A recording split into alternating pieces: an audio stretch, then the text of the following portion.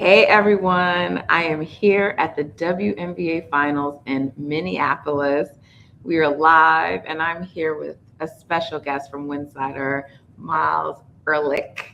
Yep, nailed it. Nailed it on the first shot. Who needed to be here with me today because we need to talk about that amazing game three uh, between the New York Liberty and the Minnesota Lynx, where Sabrina Ionescu shot one of the greatest game-winning shots, I think, in a finals game in the NBA or WNBA. And it gave her team the victory, gave the New York Liberty a 2-1 lead. And obviously the New York Liberty is your beat. So who else better than you to talk about this game with, Myles? First, just tell me, what was your reaction when it happened? I mean, did you expect one that was the shot that was going to be taken? Like, were you expecting a three? Were you expecting them to go to Stewie?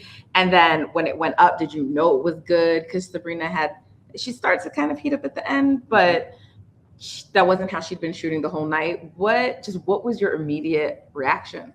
So I knew she was going to shoot it. All year long, Sandy has gone to Sabrina in those moments. She had a game earlier this season against the Connecticut Sun where she went to the basket a few times. But with what Minnesota does in terms of help, there was no way she was getting inside the arc and getting that look off. I thought they might try to go to Stewie initially because, first of all, she had 30 points, 11 rebounds, 4 blocks. She was everywhere and keyed that comeback. And part of it is also to make up for game one, where she misses the layup, where she misses the free throw that could have won them that game. So there's the narrative aspect. But all year long, they've put the ball in Sab's hands in these moments, and she's delivered for them time and again. And she, like she said in the postgame, is built for this. This is what she is out there to do. But yeah, from where the shot went up, I had no idea how deep it was because, just for context, we were on opposite sides. But from where I was looking at, all I can tell is that it was a three. I had no idea how deep it was. I knew that she was far out, but 28 feet, a step inside the logo. It was just the moment, and it looked good from when it left her hands, from where I was sitting, because I was at that corner juncture right behind it. And yeah, it was in the air for a very long time, which just comes from shooting from that far out. But no doubt that she was going to take that shot. I just remember wow. And then I looked at the shot clock, because I was like, how much time is left? Yeah. And I'm like, yeah, they just won the game. I mean, I don't think the Lynx thought that they could get anything off for real based on what they ran in the final second. And look, we've seen crazier things happen in the game with 1 second, but that shot was just incredible. And yeah, we've seen the stats on game threes, in a 5-game series, but it looks like it's in the Liberty's favor right now. They got back home court. They have a chance to close it out in game 4. And, 6 out of 10 times since shifting to a best of 5 format, the winner of game 3 has won the series 6 out of 10 games. So not impossible for the Lynx, but the odds are against them, and the Liberty take a commanding lead in this series. Yeah, and they're going to have to – that's the question for me today after we talked about this game so much last night. But winning on the Lynx floor is going to be tough for a closeout game. Did they take the best punch in game 3? That's the question. That's where I'm not sure where we land because the Lynx came out firing. They came out hot, and that crowd was behind them. A 15-point lead in the first quarter. Right. And then the Liberty were just able to weather the storm over and over. But it felt all game like the Lynx were not going to give it up. They were hitting big shot after big shot. Yeah. K-Mac, what a game from K-Mac. Courtney Williams, every time she has the ball in her hands, is dangerous. Right. Fee in the mid-range, just that turnaround. Her and Asia are just like in a league of their own with just how deadly they are from that space. So it just didn't feel like there were going to be enough stops that could get the Liberty to a position where they could win. But that run at the end of the third quarter, I feel like, is what really turned the game around. Yeah, I thought a moment that was really critical was when Courtney Williams, I don't know if she fell or slipped or what it was, but she fell down, the ball went out of bounds, and Sandy was getting ready to bring Sabrina, Stewie, and I forget who else back into the game. And so because they ended up turning the ball over instead of Minnesota going back and having a possession to score, Sabrina scored a 3 there. that was like a really big shot. And then the sequence of events that followed, because then after that, I believe when Minnesota went back on the next possession, they didn't score. Then they came back, and I can't remember if that's when Jonquel Jones hit the three, but she had a really big three. And then she had the block on Nafisa. So it reminded me of game one in that it didn't play out in the same way, but New York, they made the big shots when they needed to. They got the stops or grabbed the boards when they needed to. They kind of controlled the boards all game in game one, but Minnie, they got the boards when they needed it. Nafisa hit a big shot when she needed to. Courtney Williams hit a big shot, and it was like the reverse or the opposite, like Nafisa couldn't hit shots she normally hits. And, they got some looks. They got some looks that could have gone down, and they just didn't. And the Liberty, Sabrina not having her best game, hits that freaking shot. I mean, that was unbelievable. And social media went crazy for it. Like everyone was tweeting about it, and it was great because I loved that. And it was men, women, everybody, and just reacting to what she did in that game. It was crazy. You saw posts from like Kevin Durant and Luca and Angel Reese and, just seeing Enrique, seeing other players do that. And then I loved it because you mentioned the Sabrina quote earlier where she said, "I'm built for this." But then she was asked post game, was this the biggest shot of her career? And she said, "Yes, definitely the biggest shot of my career." I love seeing all the love she was getting. I love these kinds of graphics that show all the immediate reactions, but this wasn't even all of them. There were just so many people watching this game, and I love that moment for Sabrina. I love that moment for basketball, and I especially love that moment for women's basketball and women's sports.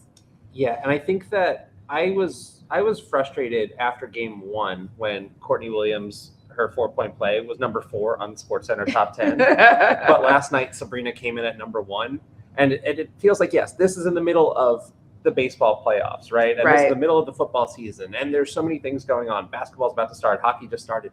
But like for the W to be here and have cemented a spot and to deliver with these moments on the backs of what is just a historic growth viewership season for the league, this finals could not come at a better time, right? Sure. This is just everything that we wanted it to be, and it's not over yet. And I'm sure there are going to be a lot more twists and turns before we get to the end. But there was just like huge shot making on both sides. Yes, absolutely. Bridget Carlton, I wanted to shout her out because the Liberty go up 4 when Sabrina hits what looks like it might be a dagger with 55 seconds left. And then Bridget goes right at Stewie, who already had 4 blocks at that point and was just everywhere on defense, and takes it to her. And then Fee gets the free throws. So like there were big moments that Minnesota was responding and getting stops. Sab rimmed out a 3 that looked like it could have sealed the game. But these teams, let's just have them play every other day for the rest of time. Like I'm good with these squads. Just keep running it back. It's really good. And, I want to get into what we think might happen in the next game, but I want to revisit Breanna Stewart because Sabrina making that big shot, I think a little overshadowed, Breanna Stewart. And I don't think Stewie cares. Like she was very happy and showing Sabrina all the love in the postgame, and Sabrina's like, we wouldn't have won this without Stewie. So it's not like a competition, but Breanna Stewart really carried this team to that victory. She put the team on her back. And this is why I say this is like a WNBA Finals for the ages, because you're getting all of the kind of storylines that you would expect in a series, right? You're getting big shots and you're getting stars showing up. I mean, you read Breanna Stewart's stat line earlier or mentioned it, but it was like she had 30 points. Tell me the numbers again. 11 rebounds, 4 blocks, a steal in there. She was just everywhere. 10 for 10 from the line after we talked about her missing that free throw in game 1. Right. She just came to play and put the team on her back. She really did. And I think it's, when you think about the last series and when she talked about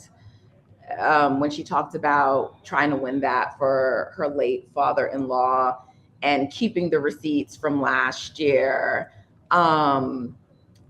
it was a very nice sort of, not redemption, because I don't think Stewie needs redemption, but it was very nice to see her have that kind of game, because people we're playing with her name, like to have a 30 burger in the postseason in the WNBA Finals is not easy, and it's a testament to the kind of player that she is. She grabbed 11 boards, had 4 blocks. Another game of this series, didn't she have like steals? She had 7 steals, which is a WNBA Finals record. Right. Yeah. And then she moved up in this playoff points leaderboard. She moved up to number 7, as we can see here. So to see this after she struggled a little bit last season in the finals, I think that was for a variety of reasons, but we have since learned that she was dealing with some hardships at the time. So to see her have this kind of game and remind people who Breanna Stewart is, I love that for her too, also as a storyline. And I mean, if the Liberty pull this out, she has to be the MVP, right? The Finals MVP, I think. Yeah, just what she's been doing on both ends of the court, and like you said, the blocks, the steals, just. The first 2 series, we saw her roaming a lot on defense. The Liberty love using her because of her 7'1" wingspan and her athleticism off the ball. But they were playing against Atlanta and Vegas, who are 2 ISO-heavy teams. So you could go away from it. You could have her on the weak side, knowing that there's time to recover. Minnesota moves the ball so well, and they've got this offense where everybody can shoot. So the talk going into the series is that, no, you can't do that. But how Stewie has adjusted so that she's still crashing down and helping, but then smartly in passing lanes. We saw that a lot in game 2, where she left Fee alone and still was able to bait some of those passes, and that's how she got some of those steals. Minnesota is such a great half-court defensive team that New York has needed to kind of get that jolt, get that odd man rush by forcing these turnovers, and Breanna Stewart's in the middle of all of it. And yeah, the Liberty are not here without what she does on the defensive end, but for her to really silence, because there was noise about how far has Stewie fallen, and then to see off the finals last year, her come in, she struggled with her shot the first half of the season. And it really was just a 3-point shot. It was really just a 3, because her 2 was at the highest it was since her first MVP season. But after the break, she shot 40% from 3. Law of averages. She's hit huge shots. Yeah, she won, she was a key member in the gold medal team this summer. So she has really done everything without needing that spotlight. And that's kind of what you started this conversation with, right? Like, this is a team that they don't care who's getting the shine. It's that they all have this one singular goal in mind. And it's one thing to kind of hear it, because every team can say that. But we've watched it play out all season and have seen the difference from last year, when they almost felt like a group of mercenaries that came together. There was no training camp for them because a lot of players were overseas and were rehabbing from injuries. So last year they were figuring out this chemistry on the fly, but this season they all knew each other. I remember JJ saying in preseason, we asked what was the difference between last year and this year. Mm-hmm. And she said the spacing is different, but the principles aren't. So it's just that we have chemistry. We know where everyone else is going to be. And that's how it's felt all season long. Which was a big talking point around the Liberty after Kelsey Plum's comments last year. It felt like they wanted to really make it clear, like, they've developed chemistry, and we're seeing that chemistry on display and what it's leading to. So tell me, Myles, are we going back for a game 5 in New York, or will the Liberty end the series on Friday? So I was going back and forth, because last night, you and I spoke, and I felt like we were definitely going back.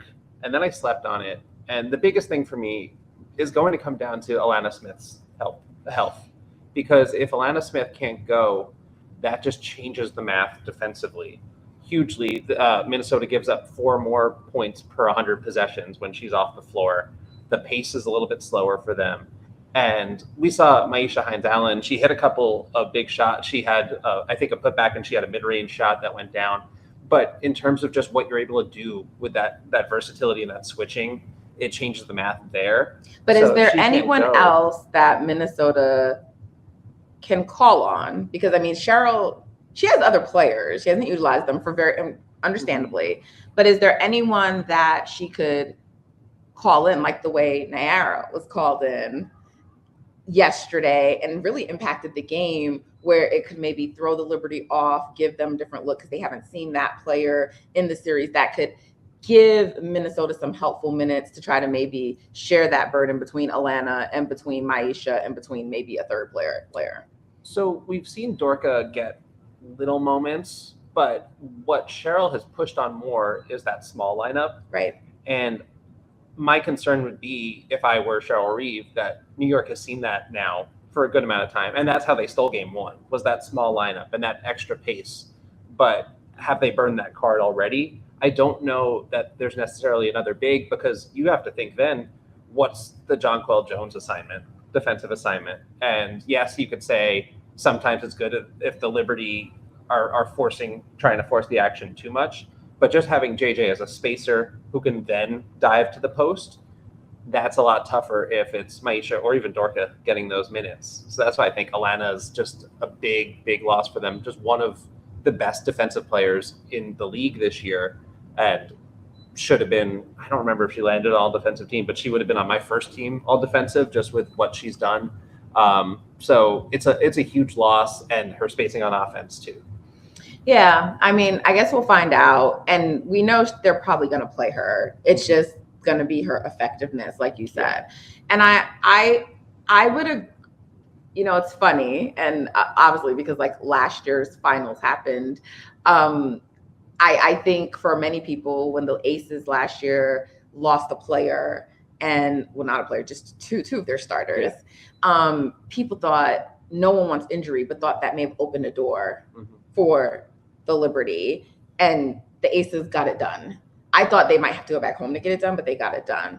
I agree with you over like just the attrition of a series. Like, I do think either way, New York is probably going to win this series. But I think in a game 4 at home with the crowd, like role players play better at home. I still think the Lynx can find a way to, like, whether it's getting the energy from their crowd, someone stepping up unexpectedly, just, to probably pull it out in a game 4, even if Atlanta isn't like at 100. But I don't think they could go on the road and do that. And I think even if they were all 100, it would still be hard to go back on the road in a game 5 and win that, in New York. So I think I'm still leaning towards the Lynx probably winning game 4, but I'm sure we'll get an update today about Atlanta or not. They might be very secretive about it. But I think I'm still leaning towards this ending up in a game 5. I do have a question for you though, just how it regards the crowd, because we've been at all these games and the Liberty crowd game 1 was just excited about everything and nothing to lose, right? Start of a series. Right. The first half of game 2, even when they went up big, it sounded tentative. Like they were nervous. The crowd was nervous. The energy was different. And obviously it comes back. They pull out that win late. It was a loud crowd in Minneapolis last night. And it was 19,500 people. Yeah. How do you think that shifts in game 4, if at all? Yeah, with respect to the crowd energy, I kind of fall in the same area where Cheryl Reeve and Nafisa fell last night, where like they just missed some shots that they could, like, to me, it's not about like, no team in this series has played perfect basketball for the entire game. Like with any game and series, there's some luck required. There's just like some circumstances. There's some calls the refs need to make. It's like one of those things, So it's like, I thought, like, to me, it was more some of the fee shots that got missed, not like any others. Like, she just missed some uncharacteristic shots that normally when I see leave her hand, I know it's going in, And so I don't know if they can put up the same kind of game with Alana Smith. Like, you really raise a very good point. But I think their crowd will be very similar to the crowd in game 2 in New York, where like they were really amped and they were very nervous because I could like hear them. And I think it will be the same kind of thing. But if Minnesota gives them something to cheer for, they will. But I think I'm expecting for this to be the fee game. And I know they don't play like that, meaning like they're very like stick to our principles. We play a certain way and do it. But sort of the way we saw Nafisa after the Olympic break have like that big game against the Aces, 2 big games, right? And I don't know what that was about. I mean, she went crazy the whole postseason, and she had some really big games, against the Mercury in the postseason. I don't expect her to like pull a 40 burger, but I guess I shouldn't say that about Nafisa Collier. But I think this has to be a fee game where she really puts the team on her back the same way Breanna Stewart did and said, I am not going to let us lose this game. And maybe it doesn't get done with that, but I do feel like that has to happen. I don't know, like with the crowds, it's so, what did you think of the crowds? I thought it was loud. I thought it was a different kind of loud than New York. I agree. That the energy was there, but it's also the culture of the two fan bases is very different. Yes, and I said that to my colleague who I was sitting with because she was like, "Oh, this was like her first WNBA Finals, but also like arena, really." And I said, "Yeah, they're good, but I'm like, there's nothing like the energy in like New York." And so I felt the same like you. I don't know if it was the same kind of thing, but I do think I don't know if rambunctious is the right word. It's a different kind of energy and crowd in New York, but maybe this crowd, the way that it was in Minnesota, is what they're used to. Maybe for them that's enough. I don't know. I think we're like comparing it to like what New York does because like that's what it is in New York. I'm not sure. It could be the kind of thing where the Lynx have done this before, right? That they've won 4 titles. And New York has been searching for a basketball title since the Knicks won in 1973. Right. So there's a lot, maybe more at stake in terms of just a large fan base that has never witnessed a WNBA or an NBA title. But also just, I feel like there was a lot more prompting from every like TV commercial break. We were getting like a sing along on the Jumbotron. Yeah. And I mean, I'm always going to just stand up for Ellie because Ellie, the way that she engages the crowd in New York, Prowl has nothing on what she's doing over there. So it was just a different environment in a way that I didn't really anticipate. But 19,500 people, it was loud. And every time a shot went up and went in for Minnesota, it was loud. And I think if they just bring that energy where it's too loud for either huddle to really hear what's going on, that's obviously huge advantage for Minnesota in Game 4. This is interesting. I'm gonna like really observe it because I always sort of wonder how much of a role the crowd plays, but they definitely do. And you mentioned that 19,000 plus number. Just shout out to the big numbers in history being made in these WNBA finals. And the Liberty, they actually exceeded the actual seating capacity, right, in Game 2 of their arena. And then the Lynx come back and they do this with like 19,000 plus. Like, this is amazing. Yeah. And we deserve this, just being in this space and seeing it grow. I started covering the league in 2019, and that was kind of right as it was starting to pick up momentum. That CBA in 2020 really started to pick things up, and it's obviously crescendoed and hit a boom this year, but these numbers have been growing year over year. And I think that us being able to appreciate this finals at this time is just, this is going to be a historic one. And that's the reason why I think it has to go 5 because we deserve it to go 5. That's kind of where I'm at. That's as someone on the Liberty beat. If they get it done in 4 and I can go home and start my off season a little bit earlier, I'm not mad about that. And I'm sure their fans would appreciate not having the stress of a Game 5. For WNBA fans, especially Liberty fans who are 0-5 in the finals, right? They're just like, I don't care where you get it done. Just get it done. Yeah, just get it done. Just get it done. You can go halfway across the world if you have to, but just get it done. It does not have to be at Barclays. But there's all that weight of history that's there as well. I feel like I just also with you. I think I can call it probably an all-time great series, even if it doesn't go to 5. But the way the script has been scripting just feels like 5 is inevitable because even the way we've had this 2-1 lead and who won where, nothing about this series has gone the way that I expected. Like obviously a team being up 2-1 is expected, but the way that Minnesota stole that game, New York now getting 2 in a row, the shots by Courtney Williams and Sabrina. And Fee in Game 1, the game winner from her. Yes, those are legacy shots everywhere. Yes. And I just feel like everything you could ask for and want in a finals is happening, right? So it feels like it would almost be stealing it from us if we didn't get that Game 5, right? Like, so, but look, Michael Jordan is thought of as, the best player in the world, like ever, for the NBA player rather. And I'm one of those people who thinks that, and he didn't do Game 7. So, Yeah. Yeah, no, that's true. I mean, like I said, the Liberty will not be upset No, if they not at all. have to celebrate on Minnesota's floor. No. They watched the Aces do that to them last year. Yeah. And that put a chip on their shoulder. But yeah, I don't see. I'm with you that Fee is going to have a Fee game. She came into this series putting up all these 25 and 10s in the postseason. And there's so much trust there, even though this is her first finals. And there are players on the team like Courtney Williams, like Kayla McBride, who have been to this stage before.